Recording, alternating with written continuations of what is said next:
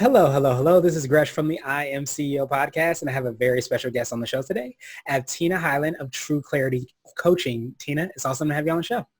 Great. Thank you so much, Gresham. It's a pleasure to be here. No problem. Definitely the pleasures are all ours. And what I wanted to do before we jumped in, I want to read a little bit more about Tina so you can hear about all the awesome things that she's doing. And Tina is a certified life and business coach who is passionate about helping business owners achieve their goals and live life on their terms. Her mission is to lead, coach, and inspire women entrepreneurs to become freedom-filled, empowered business owners. She specializes in helping you get out of your own way and overcome limiting beliefs around money so that you can learn to thrive, not just survive in business. She knows how to break down things into actual steps while achieving success without overcomplicating things. Balance is key, and she will show you how to sustain a profitable business while making time for you and your family without sacrificing either's success. Tina, are you ready to speak to the I Am CEO community? I am ready. Awesome. Let's do it. So I wanted to kind of rewind the clock a little bit and hear a little bit more on how you got started. Could you take us through your CEO story and we'll let you get started with your business? Yes, absolutely. So I started in the corporate world, which is, where a lot of us have started. I was a regional manager, a corporate trainer, multi-unit manager, and my specialty was going into underperforming companies and locations and turning those around, not just from a revenue standpoint, but also, a team building, customer service, as well as profitability standpoint. And so I think that's really where I started my coaching business, even though back then it wasn't considered coaching.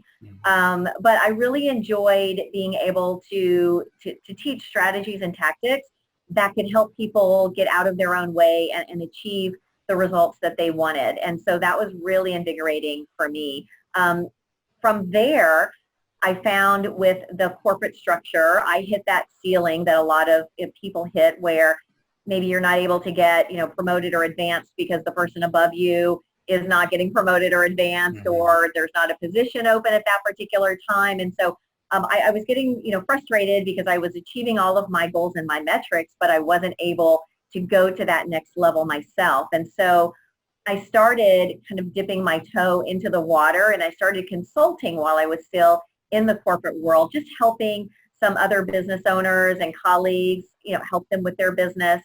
And then from there, I started learning that there was this whole other opportunity of coaching. And at the time, I wasn't familiar with business coaching. I just knew life coaching. So I got my certification with life coaching, which has served me very well in the business industry, but I was missing the business aspect of it. And so I then found out that there is such thing as business certification. So I went and got that. And now I kind of blend the two, and they definitely work hand in hand together. Yeah. And I've been on my own now for about 5 years. Oh, that's awesome. Yeah. And it's so funny because I often will say a lot of times when we look at businesses and organizations, we sometimes forget that people aspect. So I can see how they both go hand in hand, because I think I always say peel back the onion of the metrics and the analytics and all of that stuff. Each business, each organization, each team is made up of people, and we all have hopes, dreams, aspirations. So it's kind of great to hear you have that kind of two-pronged approach and kind of perspective to be able to help out your clients. Yeah, and I will tell you that especially during this pandemic, I've been doing a lot of life coaching with my business clients because of all of the things that they're having to juggle, working from home, homeschooling the kids, having a spouse or a partner, work with them, learning how to work remotely if they've not had that structure before. So it's definitely been an asset for sure. Yeah, absolutely. And I could definitely hear, how you started in your career, how you said that you kind of started your coaching practice there, because I think, and I don't know if you find this, where sometimes we have our regular practices, our regular routines of things that we do. Sometimes it's hard to pivot and change and to do something different. But obviously what we're looking at now with the pandemic and so many other things, not only do you have to change, not only do you want to change and maybe need to change, you kind of have to change during these times. And it's great that you're able to kind of lean on that. Yeah, expertise. absolutely. So true. Awesome. So I wanted to drill down a little bit deeper and hear a little bit more on how you work with your clients and serve the clients you work with. Could you take us through how that looks and what that process is exactly like? Absolutely. So I do primarily work with a lot of women entrepreneurs. And one of my specialties is really focusing on the mindset. And what I mean by mindset is your limiting beliefs, your negative self-doubt, the empowerment of how you feel and operate as a business owner. And what I found, not just with business owners, but even back in my corporate world, was that women a lot of times have a very uncomfortable relationship around money. They're not comfortable talking about money. They're not comfortable with their pricing, with their fees. They're not comfortable selling their product or service with confidence. And a lot of times what ends up happening is that they are undercharging for their product or service or the value that they're offering to their clients. And that's really a problem on a lot of fronts. One is that if you're undercharging and undervaluing what you have to offer the marketplace, you're never going to be able to grow and scale your business and make the revenue that you want to make to sustain your business. And so a lot of times that would mean that women are, they're working extra hours to try to make up for that, or they end up having to close their business because it's just not sustainable. And then that opens up a whole nother Pandora's box of limiting beliefs and negative self-doubt. And so one of the things that I work with my clients on is getting very clear, and we do this right out of the gate, is getting very clear on owning your worth, on understanding the value of not only you as a business owner, but of your time, because that affects what you're going to be spending your time on. And a lot of times, if you don't have that value of your worth, you will be wasting your time focusing on things that are not revenue generating in your business. Yeah, that's absolutely powerful. And it definitely sounds like, and I don't know if you find this with your clients, is one of those foundational things that sometimes we'll gloss over. As I talked about the numbers, the accounting, the data, and sometimes we run to that. But if we don't have those foundational things in place, then as you said, if you don't know your worth and you're not showcasing that through your pricing and how you're spending your time in those things, then it can be really hard to grow a successful business, to scale it, as you said, and to really reach the success that a lot of times a lot of women business owners are looking for. Yeah, and that's so true. And I'm not advocating people charge by the hour. I don't like that concept at all. I think you're trading time for dollars. And again, you're going to have a hard time growing and scaling your business because you're going to max out and your employees are going to max out. So the other thing that I do with my clients is I help them create packages. Definitely a high-end package that we're going to offer to, a certain aspect of their target market, but we're going to package things because a lot of times business owners will, again, they'll take things for granted, the way that they interact with their customer or all the little things that they do when they're providing that product or service to their clients that they're not charging for, they're not talking about, and a lot of times their clients don't even know that that's something extra. And so that really helps them stand apart from their competition. And when I can show them all of that on paper, it really reinforces the mindset of, oh, wow, I'm pretty awesome. And what I offer my clients is pretty extraordinary. And yes, I should be charging more for that because that's not the same as company X and what they're offering. So it's kind of a two-pronged approach. Yeah, absolutely. And it kind of sounds like it creates that cyclical energy towards success because so many times, as you said, not only when you're really good, or I say a lot of times when we have gifts, that we're given and we're really great at, and we take time and expertise, it takes time to learn that expertise. Sometimes we discount them. We don't see them as valuable as they are. And when you're able to kind of realize that and see the differences and know your worth, as you said, that really allows us to create the businesses we hope to have. Absolutely. It absolutely does. Because just to give you an example quickly, a business owner who's making $50,000 a year, that let's say, is going to have a different mindset or a different value of their worth than a business owner who's making $500,000 a year. And that's going to affect how you show up as a business owner. It's going to affect what your priorities are, what your focuses are. So it really, it really kind of umbrellas everything. Yeah, that makes so much sense. And that's why I love that you focus on that mindset piece, because I'm sure that plays a large part between the 500,000 and the 50,000 business owner and how they have developed that. Yeah, absolutely. It does. Awesome, awesome, awesome. So I wanted to ask you now for what I call your secret sauce. And this could be for you personally or your business or a combination of both. But what do you feel kind of sets you apart and makes you unique? So my secret sauce is I am able to when working with a client and even myself, so I'm a firm believer mediocrity is not an option. That has just always been a motto of mine. I call it the BMers, you know, you don't want to just do the bare minimum. So we don't want any BMers around, you know, we want those people that, you know, don't want mediocrity, that always want to try to be their best. And so my secret sauce is being able to see that in somebody and to be able to pull it out of them. So a lot of times you'll see a talent, a gift, as you mentioned, and people maybe take it for granted, or they don't think it could grow to the extent that you can see that it can grow. So what I'm able to do is work with my clients to be able to see that and to be able to pull it out of them. So sometimes it's taking them outside of their comfort zone, because in order to push somebody to that next level, you know, you think about like what a butterfly has to go through, you know, and so sometimes it can be a little uncomfortable, it can be a little daunting, but the end result is absolutely what they're wanting, and there's so many great things that come from it. So I'm able to do that in a way that is very strategic. It's not overwhelming, it's very supportive, but we do that in a certain time frame, because I'm also a believer of getting my clients into action. So if we're coaching together for 3 months or 6 months at a time, because I want to stress that sense of urgency, and I want to make sure that we are getting action straight out of the gate. And so a lot of times there'll be certain things that we're going to be doing that are going to be stepping stones for getting to that end result.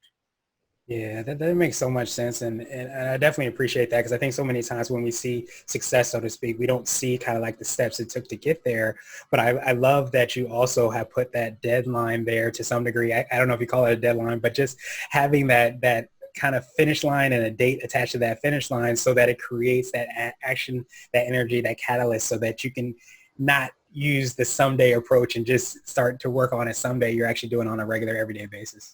Exactly. That's so true, because someday leads to a town called nowhere, right? There you go. But yes, and it doesn't mean that I only work with my clients for that particular time, but I want to, you know, stress for those goals, that's our time limit.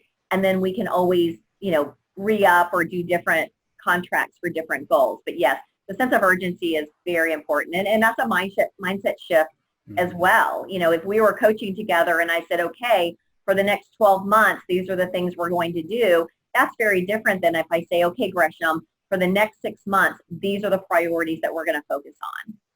Yeah, absolutely. And I imagine a lot of people, you know, sometimes I'm sure around the mindset think that that's not possible, or might even say those things. But I think that, again, as you said, you know, so well, that's a mindset. A lot of times the things and the realities that we see in our lives or in the worlds or in business is not actually real. It's something we have created in our mind. If we can start to look at that and deprogram maybe even some of that, we can start to really see results. Yeah, that's so true. And if it's important to you and you make it a must, you'll find a way to make it happen. I mean, I think we've all had that experience where you didn't think something was possible, that it was so important to you that you just found a way to make it happen. And that's really what it's all about.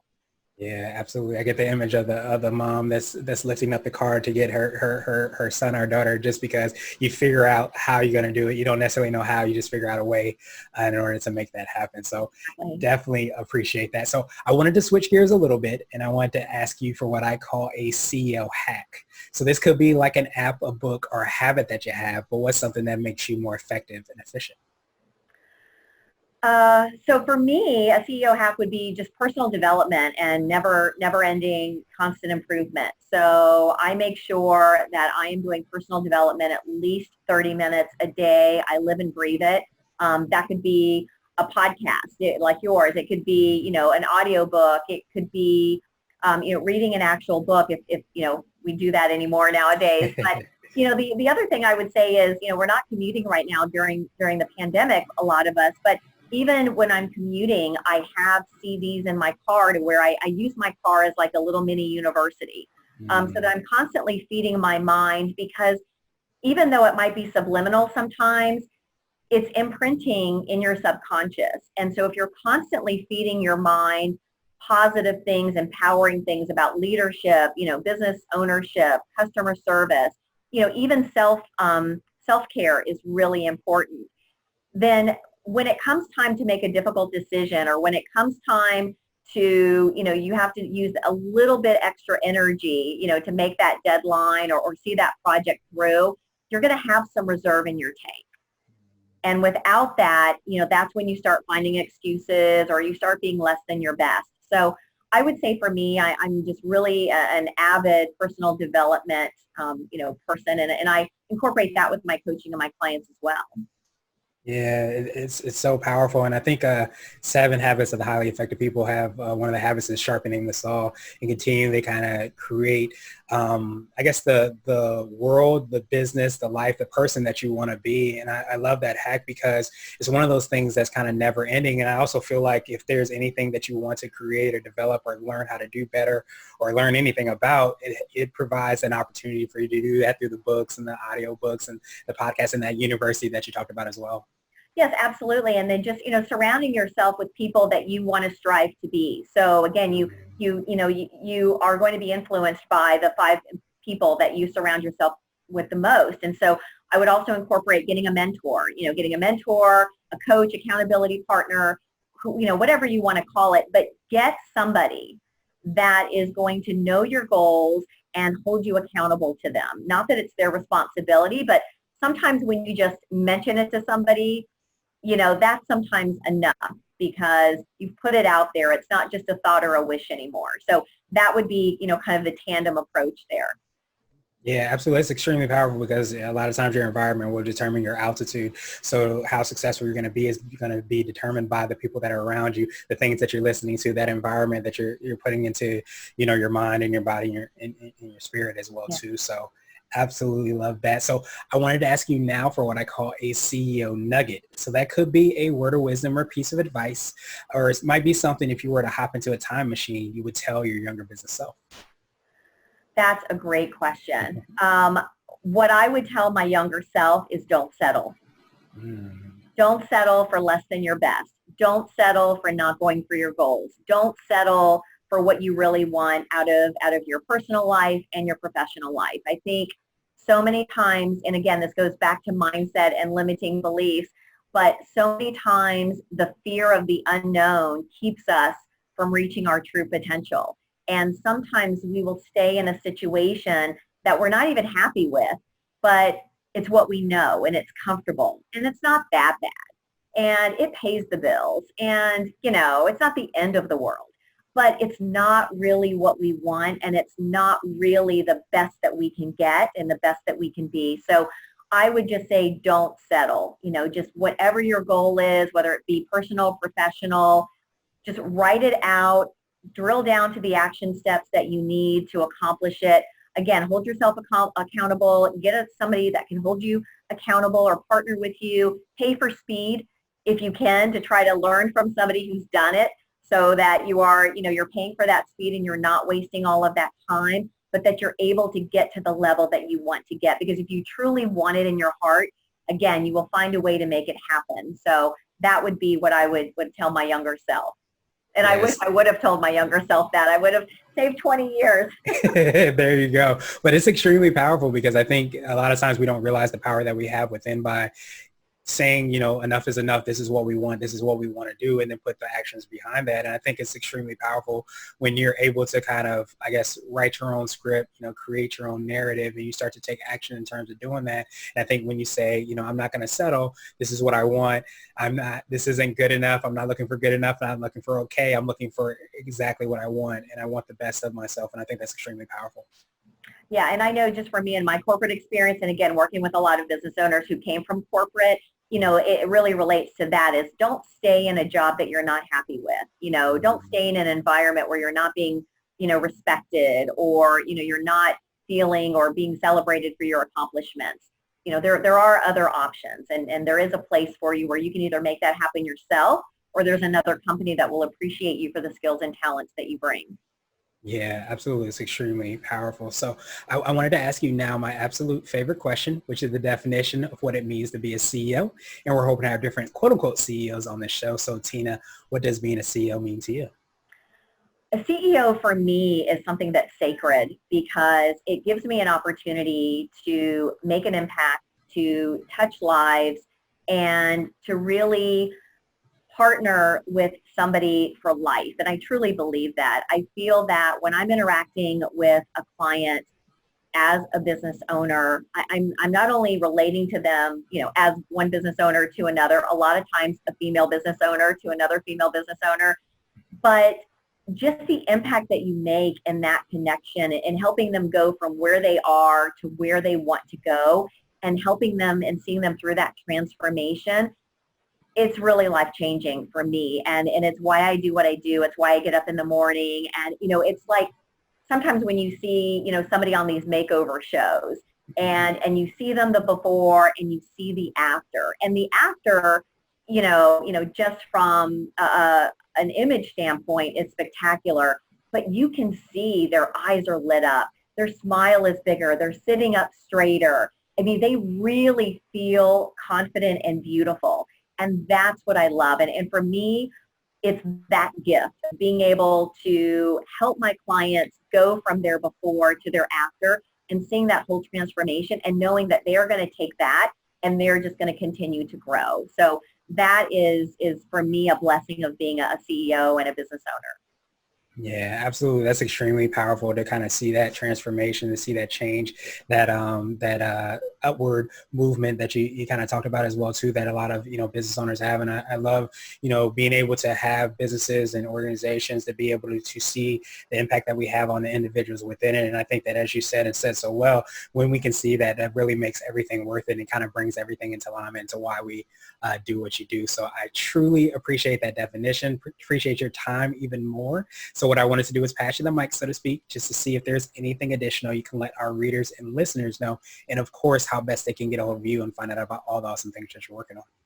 Yes, thank you. So how you can get contact with me on my website is Hyland.com. I am on Instagram and Facebook, so would love to hang out with your followers there. And gosh, it's just been a pleasure to be here and to be able to speak to you, Gresham, and speak to your audience. And hopefully I've provided some value and they've gotten a couple of takeaways.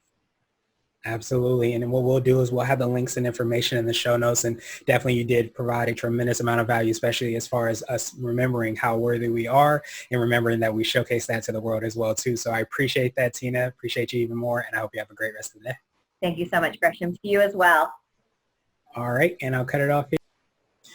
Hello, hello, hello. This is Gresh again from the I Am CEO podcast, and we had a phenomenal interview with Tina Hyland of True Clarity Coaching. Tina provided loads of value and most importantly of how we should value ourselves. And what I wanted to do, Tina, is just kind of reintroduce you for people that are just listening to this part so they can learn a little bit more about what you do and how you provide value to the clients you work with.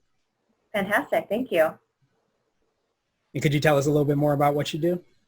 Yeah, so I primarily work with small business owners. I work with a lot of business owners, helping them to get out of their own way, take the busyness out of running their business so that they can be more effective, productive business owners and focus on those revenue generating action items that are really going to grow and profit their business. Yeah, that makes so much sense. And it can, especially in, very hectic times, you can lose focus on those revenue generated activities, those activities that help move the needle forward. So I know that, being in, groups and organizations and networking with you, I know that you speak a lot about how people are trying to figure out how best to pivot during this. I don't know if I want to say chaotic or transformational or how I want to phrase it, but there's a lot going on and a lot of business owners don't necessarily know how best to kind of navigate those waters. Could you talk a little bit more on, how you help out those clients and how you've seen have been the best steps in order to do that? Yes, absolutely. And I think it's all of the above, right? I mean, these are definitely different times for sure. But based on the, what I've been working with my clients on, a lot of them have brick and mortars and so, they're just not able to be open. And a lot of clients, because of everything that was going on, the stressors of working from home, homeschooling, having, spouses or partners working from home, some of them not even being comfortable working from home, not knowing what a Zoom is. It's been a lot all at once. And so they've been very overwhelmed. And a lot of clients sometimes feel that they just couldn't even work on their business during this pandemic. Like they were just going to shut it down and they were going to wait and see, once we start reopening. But As a business owner, we can't do that. We can't just stop working our business because things are challenging. That's just not what we do. And that's actually doing a disservice to your clients because they need what you have. So what I've been working with my clients on is how to pivot and navigate through these challenges. So, it may mean, establishing certain routines for you working on one side of the house, your spouse working on another, you having certain times where you're going to homeschool your kids and you putting a note outside your door saying, mommy's working, but she'll be available at this time. Things like that where you have to be able to manage everything. It's not going to be a balance, but you have to be able to manage it so that you can still show up as a confident, empowered business owner, but then also still show up for your family in these times of chaos and need. And a lot of things that I've been doing with my clients, in addition to just establishing routines and structure within the house, is helping them to create maybe a digital course, create a webinar, create some sort of a digital offering to where they can still be bringing revenue in the door. It may not be exactly what they were selling outside of COVID, but they're still being able to contact people, make an impact, reach their target audience, and get revenue coming in the door. So we've been doing a lot of course creation, some types of webinars, things like that. And it doesn't have to be complicated. I mean, we can use Facebook groups and we can get you something up and running to, again, bring that revenue in and make sure that you're still connecting with your clients. Yeah, absolutely. And I think there's, so much value that you provided there. And I think one of the things that you started out with was saying how what we do, the world needs. And I think sometimes we can lose focus, or we forget that, sometimes in the day-to-day bustle, obviously the changes that are happening, that we forget of how and why we did what we did and how we created these businesses, why we created these businesses and organizations, and understanding that things have obviously shifted and changed for most, if not all, industries. So it's so important that we also shift and change as well too. And I think one of the things I think when we spoke, I think when we had our a one-to-one and a connection, you said that I think you said Coca-Cola, but I think it was a lot of these businesses and organizations during these downturns or transformational times, sometimes there's a lot of opportunity out there. So that's why I love how you spoke about maybe it's creating a Facebook group, maybe it's creating a course. There's just so many different ways we can continue to provide service and be of value. It just might be different from how we did before. Yes, absolutely. And I mean, I'm like this. I think, a lot of your listeners might be as well. It's always easier for us to do something for others than it is for us to do for ourselves. Mm. So it's easy for me to get caught up in, all of the challenges of running a business during COVID, but it's a lot easier for me to make sure I show up for somebody if I know somebody needs me. So I'm going to show up for my coaching call with my client because they need me. And that's not even a question. It's a non-negotiable. But, I may have trepidation doing something else in my business. And so I think as business owners, if we can just really focus on what it is we provide to our clients, that value, and feel that, well, what would happen if they didn't get that from me today? How would that impact their lives? And I think if we can view it from that lens right now, then we would say, okay, well, maybe I don't feel like it, whatever, but I'm still going to show up for them because they need me. They depend on me. That's extremely powerful. And it's so funny because I think that's one of the things that was coming up during our interview, of that mindset and being able to kind of make that mindset shift. It's not that you change the circumstances or change the situation or change anything that's happening, but you're able to kind of change yourself. And by changing yourself, you're changing your actions, you're changing your perspective on how you're looking at the services and the pivots that we have to make within our business. So that's extremely powerful. Yeah, it's so true. Your mindset, honestly, it really impacts everything that you do, not only as a business owner, but how you show up in your personal life as well.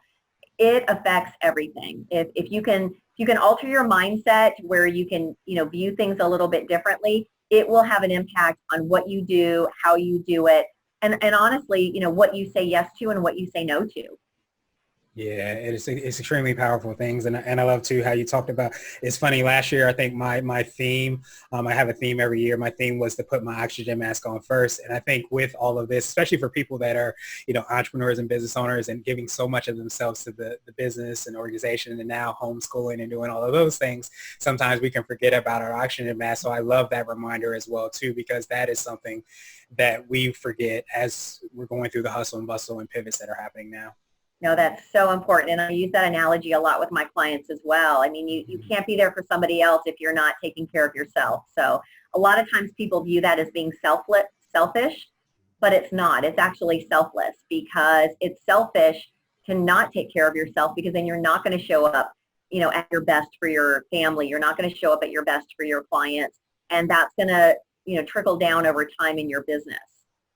Yeah, absolutely. So I love so much that you took some time out to give us this bonus part, and I love all the work and support that you're providing to so many entrepreneurs and business owners in what is a most exceptionally needed time. So Tina, for people that are just listening to this aspect, what's the best way for them to get a hold of you and find out and get in touch with all the awesome things you're working on? Yeah, thank you. Visit my website. I would love to schedule a complimentary strategy call to where we can just talk about, what your goals are in your business, and I can try and give you some tips and strategies. So that's at Hyland.com. And I'm also on Facebook and LinkedIn. Awesome. And we will definitely have the links and information in the show notes. And I think, again, as we said, during the actual podcast interview, it's so important to make sure you're surrounding yourself in a very success-oriented environment. And one of the ways to do that is to reach out to awesome people like Tina, that are able to help you kind of get to that next level. So I truly appreciate you again, Tina, and I hope you have a phenomenal rest of the day. Oh, thank you so much, Gretchen. This was a pleasure. Thank you again.